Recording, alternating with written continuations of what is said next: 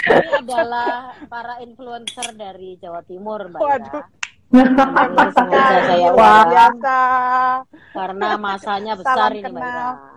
Nah, Salam Mbak Ira kenal. adalah Mbak Ira adalah salah satu founder ya, atau apa istilahnya Mbak Ira, inisiator dari Sekolah Merdeka kalau bisa dibilang. Nah, kita Waduh, ini Sekolah Merdeka. Sekolah Merdeka ya, salah ya. Ini anyway, ini kan pas hari kemerdekaan ya, kok ya pas gitu ya, tanggal 17. Kita sudah merdeka 77 tahun nih. Nah, sekarang saya mau kulik-kulik nih dari orang-orang hebat ini. Sebenarnya anak-anak kita ketika mereka belajar untuk berkembang, mendapatkan pendidikan gitu ya, menikmati dunia, kita ini sebenarnya sudah menyediakan kemerdekaan itu atau belum ya? Nah, pertanyaannya itu tuh. Saya mau tanya dulu ke Mbak Wina deh. Mbak Wina ini penyiar, produser, ibu seorang anak ya, perempuan yang umurnya berapa Mbak? 4 tahun? Akan 6 tahun sebentar lagi, 6 tahun. Ya, yang sedang juga mikirin ini enaknya sekolah di mana ya. Karena bapaknya itu animator, bapaknya itu penggambar, tukang gambar. Ilustrator, Ibu, ilustrator. Salah. Iya. Nah, monggo Mbak Wina, apakah anak-anak kita ini sebenarnya sudah merdeka belum sih untuk bisa mendapatkan sekolah seperti yang mereka inginkan gitu? Sebenarnya kalau saya mungkin berbicara di pengalaman saya masih sangat kecil ya untuk urusan pendidikan gitu. Dulunya semuanya di awang-awang Bu Santi, dengan segala idealisme gitu ya. Pengennya nanti kalau punya anak itu tuh pengennya begini. Bahkan ketika anak saya masih balita aja saya udah mikirin, oh nanti mesti homeschooling deh gitu. Pokoknya paling ini deh gitu. Tapi begitu udah mulai gede nih gitu ya, ketemu sama teman-teman yang jauh lebih berpengalaman tentang pendidikan gitu, mereka bilang serius mau homeschooling gitu, udah kayak gitu tuh. Iya dong gitu Pak gitu. Tetapi yang terjadi adalah begitu anak saya udah masuk usia sekolah TK, saya memang tidak memasukkan ke PAUD ya. Saya pikir biarlah dia bersenang-senang dulu, jadi PAUD atau playgroup ya gitu. Jadi anak saya masuk sekolah itu di usia 4 tahun lebih mau 5 gitu. Jadi udah saya pikir udah cukup gitu. Dan sebenarnya kalau tentang apakah anak-anak sudah merdeka dalam belajar, saya nggak bisa mewakili banyak orang, tapi yang saya pikirkan ketika anak-anak masih di usia yang sangat dini, sebenarnya orang tualah yang harus dimerdekakan dalam berpikir gitu. Kalau menurut saya begitu. Nyasar kita bicara dalam platform pendidikan anak-anak yang usia dini ya, jadi misalnya TK atau SD gitu. Nah kalau SMP mungkin mereka sudah punya pendapat, mereka sudah punya wawasan yang jauh lebih luas gitu. Jadi saya sendiri sebenarnya ketika dihubungin Bu Santi itu dalam ya sampai sekarang pun masih galau sekali gitu mau masukkan anak saya ke apa dengan banyak pertimbangan. Selain biaya ya, itu kayaknya top nomor 1 biaya, kemudian yang lain menyesuaikan gitu. Jadi akhirnya mana yang paling masuk di budget, kemudian mana yang memang menurut saya ini adalah sebuah bekal ya Bu Santi. Kita aja sekarang Bu Santi kalau melihat ya, sekarang lagi ada tren nih bekal makan buat anak, itu luar biasa loh Bu Santi, itu jadi konten.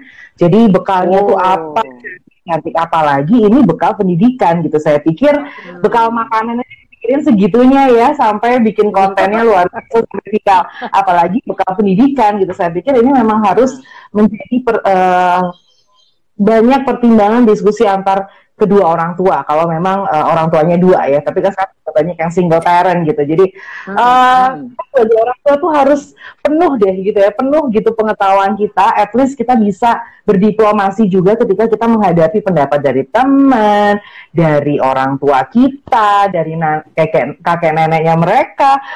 Itu nanti gitu. Jadi kalau mau merdeka belajar, mungkin orang tuanya dulu yang mesti merdeka juga dalam berpikir deh. Itu Bu Santi. I see, iya. Terima kasih. Jadi ternyata Iya. memang iya sih, mau nggak mau orang tuanya punya peran yang sangat gede di situ kan ya. Iya, Meskipun untuk yang kalau sekarang ini yang saya amati ya, saya kan masih jomblo bahagia ya. Rumah tangga. Nah jadi yang saya tahu anak-anak itu yang zaman sekarang kan juga lebih punya apa ya, kayaknya kebebasan gitu untuk bicara atau ngomong apa yang mereka tahu kepada orang tuanya gitu ya. Jadi sebenarnya sekarang mungkin sudah dua-duanya sebenarnya punya atau bisa dikatakan bisa diskusi ya sebenarnya gitu kali. Tapi yang penting dari orang tuanya. Oke, makasih. Saya simpen dulu. Nanti terakhir Mbak Ira, Mas Taufik. Nah, Mas Taufik ini adalah pengusaha keren. Beliau punya hot photos recycling company ya, Mas. Jadi Mas Taufik ini saya juga baru kenal sebenarnya sama Mas Taufik, dan yang saya dengar ada perusahaan Mas Taufik itu ngajari atau memproduksi hasil karya yang dibuat dari bahan dasar botol-botol plastik. Jadi sebenarnya sampah, daripada sampahnya dibuang dan tidak bisa terurai, dibuat jadi perusahaan. Nah, malah bisa membangun bisnis gitu ya, Mas. Nah, kan sekarang Mas adalah mentor wirausaha muda. Berarti menurut Mas nih pendidikan dalam tanda kutip menjadi wirausaha itu juga sesuatu yang penting kan Mas? Tapi apakah sebenarnya pendidikan kita itu memberikan ruang banyak buat mereka untuk membangun usaha sih sebenarnya gitu? Gimana Mas? Kalau saya sampai hari ini tetap berkeyakinan ya, karena saya juga sebenarnya meskipun bukan basicnya pendidik, tapi akhirnya saya juga bersentuhan dengan dunia pendidikan gitu loh. Bapak saya, Pade saya itu guru ya, dan bapak saya adalah guru yang akhirnya karena tidak cukup hidup dengan sebagai guru pegawai negeri gitu, akhirnya memilih untuk menjadi pengusaha gitu. Dan tetap aja sih pendidikan tuh buat saya tetap berkeyakinan bahwa pendidikan kita itu khas ya. Jadi yang namanya Ki Hajar Dewantara itu keren banget mengkonsep pendidikan kita itu beda dengan yang dibuatkan oleh, karena kita dulu di bawah pemerintahan Hindia Belanda ya. Jadi namanya Bumi Putra itu boleh pinter tapi ditakar. Itu mecin. Jadi bisa boleh pinter kalau umpamanya contoh, umpamanya banyak lah. Pendiri bangsa itu rata-rata kalau nggak insinyur, dokter, boleh kuliah itu di jurusan-jurusan yang memang karena memang orang Belanda nggak mau jadi dokter nyentuh kulitnya orang Bumi Putra gitu. Jadi bolehlah mereka jadi dokter atau mereka biar bisa membangun infrastruktur mereka sendiri, mereka bolehlah kuliah jadi insinyur. Jadi memang benar-benar ditakar gitu, karena kita bangsa jajahan gitu. Awal mulanya kan seperti itu. Dan kalau memang belajar dari banyak negara sih sebenarnya pendidikan itu kan awalnya kebutuhan revolusi industri ya. Jadi orang itu seolah-olah kayak kita ini tanah liat, kita dibuatkan cetakan, terus kita nanti dicetak seperti batu bata kembar gitu. Jadi makanya kita pernah ngerasain stres bahwa kita itu lo benci matematika, tapi kita mulai SD sampai SMA kita harus ketemu sama guru matematika yang kadang lihat aja udah males lihat orangnya gitu. Tapi baru saya sadari sekarang ternyata matematika itu begitu dianimasi, begitu dibuat. Ini loh sebenarnya untuk menyelesaikan pertanyaan ini loh, umpamanya A tambah B tambah C. Jika A itu 1, B itu 2, C itu apa? C sama dengan berapa? Sebenarnya kan cuman buat tebak-tebakan, cuman mungkin karena dasarnya saat itu nggak bisa menganimasi atau membuat matematika itu jadi pelajaran yang menyenangkan. Ya jangan salahkan gitu kalau ya mungkin kita berempat itu adalah bagian dari yang nggak suka matematika, bukan karena kita bego loh ya, tapi karena penyampaian ya akhirnya at the end gitu ya, begitu anak-anak udah gede lihat soal-soal mereka kok gampang sih sebenarnya, cuman dulu kita aja nggak nggak disajikan dengan enak gitu loh. Akhirnya saya berpikir gini, ya memang kita harus tetap akui bahwa kita mantan bangsa jajahan yang memang ditakar, terus kemudian tidak diberi banyak opsi. Yang penting lo pinter, takarannya ini. Dan itu terjadi karena memang saya lihat mulai zaman Hindia Belanda sampai sekarang, yang namanya guru itu ngobrol di depan, cuman bedanya zaman dulu papan tulisnya hitam, sekarang putih. Dan buat saya sistem guru ngomong, kemudian kita merangkum. Terus yang namanya pinter secara pendidikan gini loh, apa yang diceritakan sekarang sama guru, terus Anda bisa mengulang menceritakannya lagi saat ujian, berarti Anda pinter. Jadi dunia pendidikan itu punya pinter versi mereka sendiri gitu. Dan kita yang seringkali tidak bisa sama, kan ada yang penghafal murni ya. Kalau yang ngomong A, B, C, D, E, F, G, dia bisa ngulang di ujian A, B, C, D, E, F, G. Tapi ada kalanya dari kita itu yang enggak, yang secara A, B, C, D, F, G benar nggak sama, tapi esensi sama, tapi itu dianggap salah dan kurang pintar. Dan itu saya rasa sampai hari ini saya masih merasakan dunia pendidikan kita seperti itu. Yang namanya pinter itu jika apa yang gurumu katakan sekarang itu nanti saat ujian kamu bisa mengulangnya dengan bagus. Itu sih buat aku. Iya. Jadi emang ada. Aku melihatnya seperti aku nggak bisa menentukan kita masih merdeka atau tidak ya. Karena sejatinya buat orang filsafat itu saat ada kemerdekaan, sejatinya itu kemerdekaan yang kamu anggap kemerdekaan itu adalah belenggu baru. Ya sama kayak gini loh. Kalau dulu aku enak ya kalau aku udah punya rumah sendiri, punya istri sendiri, punya keluarga sendiri, pasti ibuku nggak akan resek gitu kan gitu ya. Nggak taunya ya tetap aja gitu loh. Ketika kita udah punya rumah sendiri, kita malah kangen diresekin loh kadang.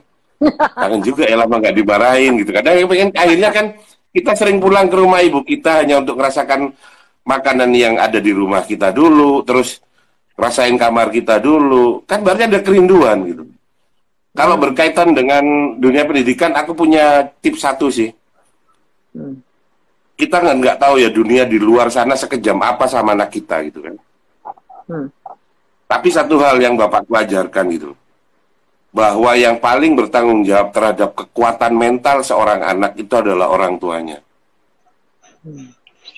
Sehingga kayak aku dulu ya, aku itu kata bapakku itu kalau mau dibakar itu nggak kebakar, dicelup air juga nggak basah.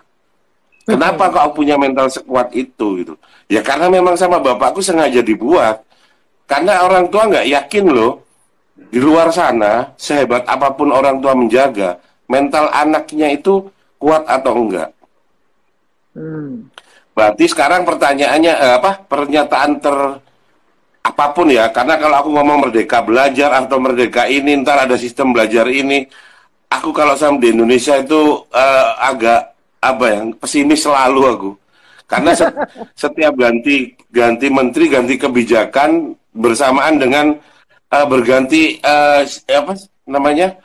arah angin politik gitu. Aku makanya aku nggak terlalu berharap sama pendidikan di negara kita gitu. Cuman aku satu hal yang mungkin aku bisa kasih masukan, orang tua itu bertanggung jawab penuh terhadap mental anak-anak mereka. Dan mental anak mereka itu sekuat apa itu orang tuanya yang paling bertanggung jawab sih buat aku. Paling tanggung jawab, ya. Jadi senada ya dengan Mbak Wina. Jadi kita punya PR besar selain bahwa standar pendidikan kita itu masih semuanya sama, kembar, semua jadi ya pokoknya distandarisasi lah ya. Ya sudah dibuatin kotak kayak batu bata. Ya, kalau mereka model apapun itu, kita ya harus jadi kotak batu bata atau gagal ya. Dianggap gagal kan kalau kita nggak ikut kotak gitu. Betul dianggap gagal. Padahal human mind dan namanya intelektual kita itu kan sebenarnya luas banget, kita itu nggak bisa sebenarnya cuma dikungkung dengan standar tertentu gitu. Nah, aku lihat Mbak Wina itu ya seorang profesor. Lihat Anda semua bertiga itu seorang profesor di bidang kalian gitu loh. Di bidang kalian jangan pasain kalau profesor itu karena menyelesaikan S3 gitu loh. Sudah punya gelar doktor, terus kemudian baru disebut profesor. Padahal kita semua profesor di bidang kita masing-masing. Masing-masing, ya. Oke, kita sekarang coba ke Mbak Ira nih. Mbak Ira, saya yakin punya cerita yang sama sejak lama.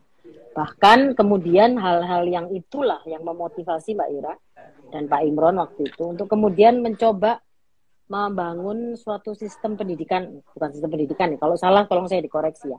Sekolah yang menyediakan kemerdekaan dalam tanda kutip, kebebasan ya. Anak-anak yang daftar di situ untuk menemukan minatnya dan kemudian dibimbing untuk bisa agar minat itu berbuah. Itu kira-kira Mbak Ira. Nah, Mbak Ira sudah advance gitu untuk berani. Ya, halo. Ini mencoba menciptakan itu.